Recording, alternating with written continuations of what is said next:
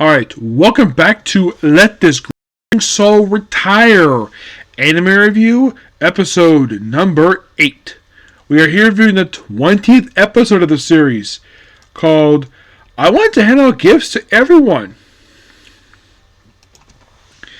So here's what happens. So, we have all this egg stuff. This whole thing is about the eggs from the hot springs from the previous couple episodes. So, Kari has arrived home, and he thinks, this gathering this gathering that he was invited to maybe was postponed. He thought it was maybe like already.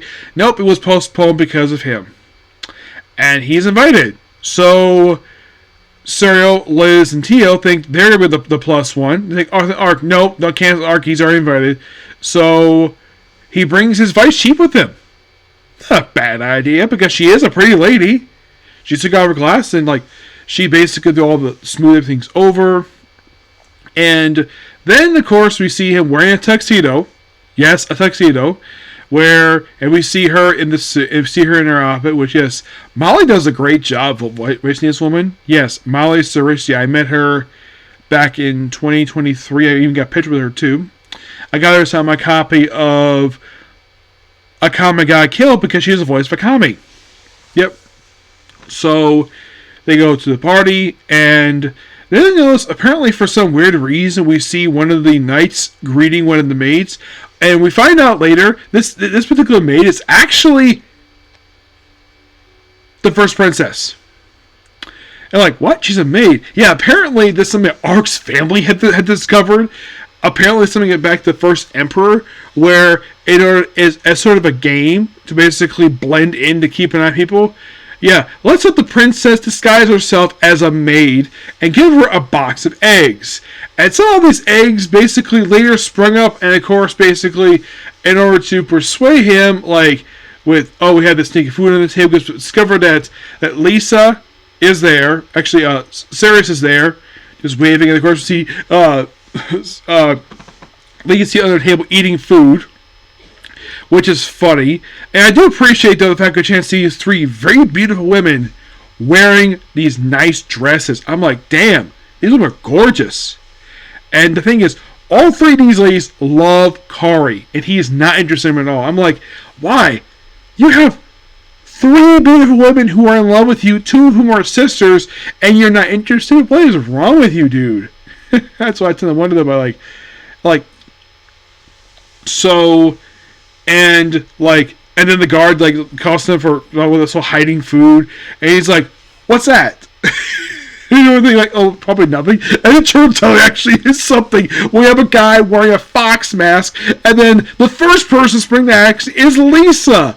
Does her kick, and we see her, we see Ark, we see everybody spring to action, and then of course Kari knows what's going to happen. Oh crap, it's Fire Granny. Everybody hit the floor now, because Fire Granny is about to basically fire out her blessing, creates a big hole in the wall. I'm like, damn. And of course, Kari is accused of being associated with him, this matter. He has nothing to do with him. And they bring in the dragon seal later on, because he's brought before Sir Francis.